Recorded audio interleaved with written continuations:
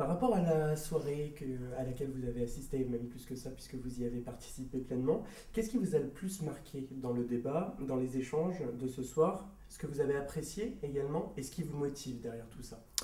Alors, ce que j'ai apprécié, c'est finalement qu'on a dans la région Nord-Pas-de-Calais des idées quand même assez tenaces qui ont résisté au temps. Une des idées qui nous tenait à cœur quand on avait lancé ce centre source, c'était de communiquer, donner une image d'un possible développement désirable. Et je pense que c'est tout l'enjeu pour maintenant de faire en sorte effectivement que euh, l'ensemble des acteurs de la société civile, et j'ai une pensée particulière aussi pour les populations qu'on dit fragiles, à partir de la base, de faire de cette idée de développement désirable un enjeu fort d'éducation populaire qui permet à un moment donné de générer du mieux vivre pour les habitants du Nord-Pas-de-Calais et particulièrement pour les gens qui sont peut-être aujourd'hui le plus touchés par les crises qui se succèdent et qui ont tendance aujourd'hui à nous laisser mettre de côté de temps en temps les idées neuves.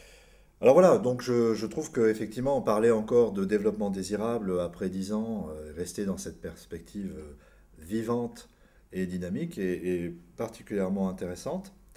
J'ai émis un vœu tout à l'heure, c'est qu'on le fasse de manière pas seulement souriante, mais audacieuse.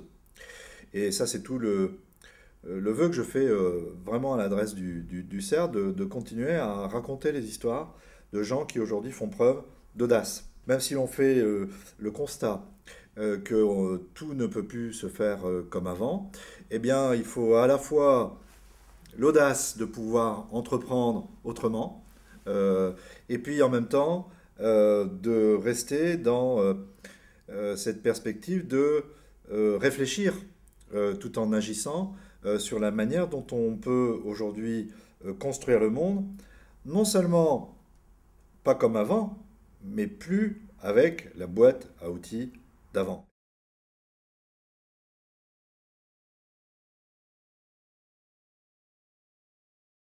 Ce processus un petit peu d'assise permanente en quelque sorte est proposé aujourd'hui par le CERD et je trouve cela très intéressant.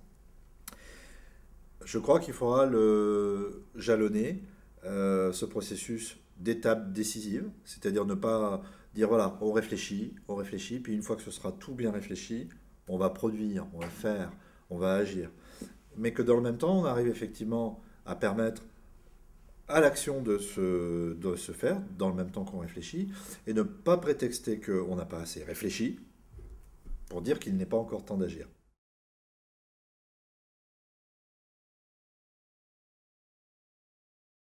On l'a déjà dit hein, que la maison brûle et que nous n'éteignons pas l'incendie.